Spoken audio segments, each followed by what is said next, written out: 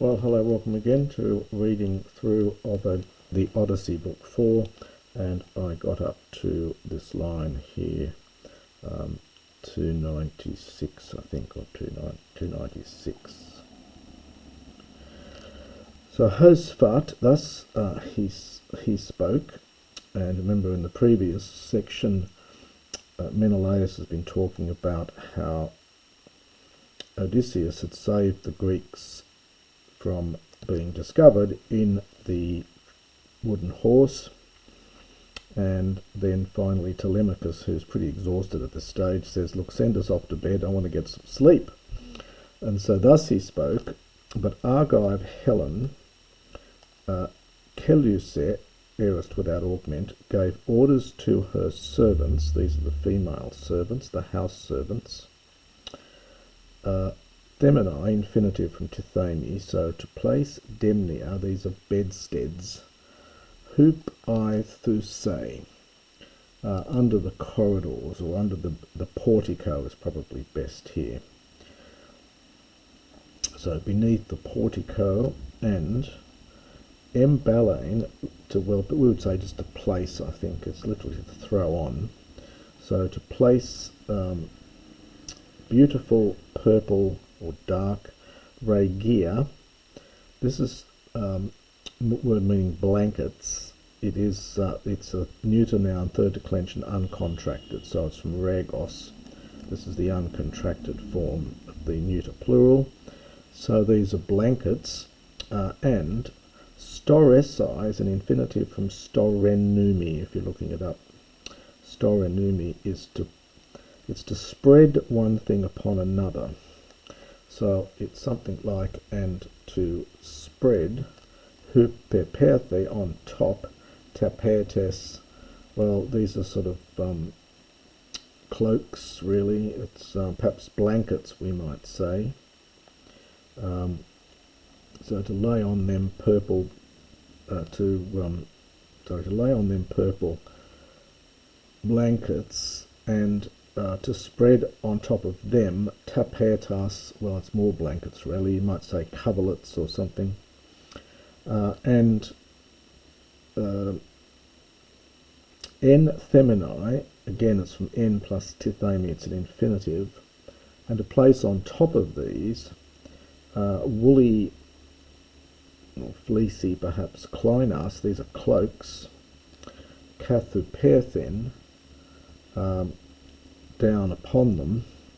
Now the hesasthai is an epexegetic infinitive. This is from henumi. It's the aorist middle infinitive from henumi. So it's something like for clothing. So to clothe themselves in. So for clothing. It's an interesting use of the infinitive, which was, I mentioned before, was an old dative. And this is one of these usages of that. We call it an epexegetic infinitive, but it's really just an old datival usage, I think. Hai disan ek megaroi, or daos metaker sinekusai. And they, isan is, the it root is from Amy Ibo, it's the it root, and this is the aorist. So they went from the hall, ekusai, this is the female servants, holding in their hands a daos, a torch. De storesan, there's the aorist from that verb storenumi again. And so they, well, we would say they made the bed. They spread the various blankets over the demnia, the bedsteads, sorry. Ek dexenus age kerox, and the herald led, so this is imperfect without augment, with ek, so he began to lead out the xenus, the strangers, the guests perhaps. Hoimen ar en pro domo domu autothi ke koimesato, so koimesato. But they, in the pro domo, it's the sort of area in front of the hall of the house, there they slept. And who were they? Well, there's the hero Telemachos and the glorious son of Nestor. But the son of Atreus, Menelaus of course, Catheude, was sleeping. Muco is a dative. It's in the recess, so it's in the sort of hidden part. It's in the you have to go further into the house, so in the recess of the high house. And Helen, thin-robed Helen, Alexata, was laying beside him. This is the paralegomai, so to lay, was laying beside him. Glorious among women. This is yet another use of this leg root. So she was lying beside him, she who was glorious among women. Amos, but when rosy-fingered dawn, newly born, this again has been much debated, the precise meaning of this, fresh-born dawn, Phane appeared. Menelaus, good at the war cry, Ornat from Ornumi, he arose accordingly. Ex Eunaphe, now this is from Eune, a bed, and then they've got the old, genitive ending here. It's really more of an ablative, so from his bed.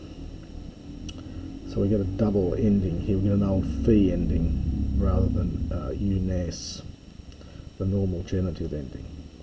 So Menelaus, good at the war cry, arose accordingly from his bed. Haimata Hesamenos, that Hesamenos again, aorist participle from Hennumi, if you're looking it up, it's a double nu. Hennumi, having put on, and then cognate with that, Haimata is cognate with the same root of this one. So having put on his clothes, and thet for etheto, he placed around on his shoulder the sharp Xephos sword. So he placed a sharp sword around his shoulder, and Deisata, he tied his beautiful pedala sandals under his smooth possin, dative plural, under his smooth feet. Not quite clear why feet are smooth in Homer, but they generally are. Possibly again because he's meant to be living a luxurious life, so his feet are smooth. Be dimen, now there's another infinitive. The root is I from Amy Ibo. This is an infinitive. So he went to go from the bedroom in our linkios, like to a god. This is a common word in Homer. Takes a dative and it comes after what it refers back to. So like to a god. Antane is funny here. It sort of means face to face, perhaps coming into view. So perhaps opposite them, perhaps in front of them. Kai parahixen, and he sat beside Telemachos, and he spoke a word and named him. Again, a stock phrase in Homer. He spoke a word and he called him by name. Tipte de secreo dur egege telemach heros. Our hero Telemachos. Tipti is for tipote. So whatever, and it goes with creo. This is a noun. In later Greek, this gets collapsed down to cray and was taken as being an impersonal verb, but the original sense of it was need. So whatever need, and it's the subject, this is nominative, whatever need has led you, dure here, O Telemachos, the hero, into this Lacedaemonian land. So, into glorious Lacedaemon, into glorious Sparta. So why on earth have you, what's brought you here? On the broad back of the sea. Literally broad backs, it's plural. Noton is the word for back. On the broad back of the sea, we'd say. Daimion a idion, was it a public matter or a private one? Tod moi nemetes enispes. Tell to me this, nemetes, truly. This is an adverb here. It's connected with, it's ne, that negative, and the amet here is actually connected, I think, with harmatano, to miss the mark. So hence not missing the mark has to be true. So tell this to me truly. So tell me the truth. Ton de ao Telemachos pepnumenos antion auda. And thoughtful Telemachus addressed him, Antion, well, moreover, or perhaps again, Antion, well, again, it's sort of face to face or in reply. Menelaus, son of Atreus, Diotrephes, nourished by Zeus, leader of the people. This is how he addressed him before in the earlier bit. Eiluthon, now this is that Aeolic form for Aelthon. So I have come in order that enispois, this is optative, it's that same word we had up here, enispo up here, that you might speak to me some claerdona, some piece of news of my father. Estheotimoi oikos, my house for me, so my house is being eaten up. Olole de piona erga. Now erga means works, of course, but it can have the sense of the farms. May my rich farms, neuter plural singular verb, have perished. Perfect from olumi. So my rich farms have perished. Dus menion dandron pleos domos. The whole house, sorry, no, the house is pleos, is full of men who are my enemies.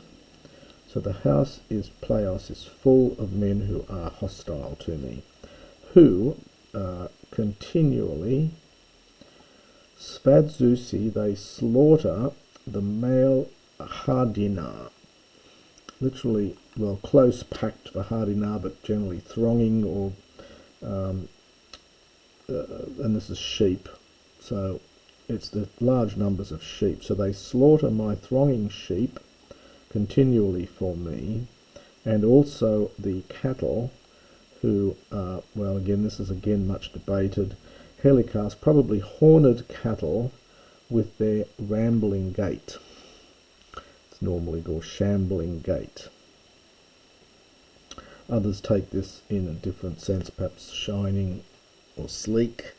I just think it's connected with helix. I think it's to do with the fact that they've got horns. The horned cattle with their shambling gait. Again, this is much debated meaning. The suitor, i.e. the suitors of my mother, having hoop erbion hubrin. This is beyond life, so it's arrogant, overweening, sometimes translated, and hubrin, insolence. So who have overweening or arrogant insolence. Tunica for tu heneka, on account of this now, I am come to your knees, i.e. as a suppliant. A for epsilon iota, this is the Aeolic form. If you might be willing, enispain, to speak of the baleful destruction, kenu for ekenu, of that man. If perchance, opopas, this is the perfect from horao, if you have seen, and see the op root in here, there's a kind of reduplication here. So if perchance you have seen with your eyes, te oisi for sois, or akusas, you have heard a word from someone else who is pladzomenu, who is wandering from some, perhaps you've heard some word from some other wanderer. Peri garmin o idzuron teke meter. Now notice the accent on peri, that means it's probably from Perissos. For my mother bore,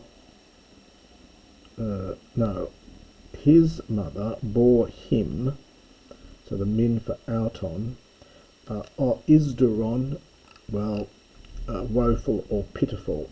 So his mother bore him excessively to be pitiful. Nor, we get madi, so neither Idomenos, showing respect for me.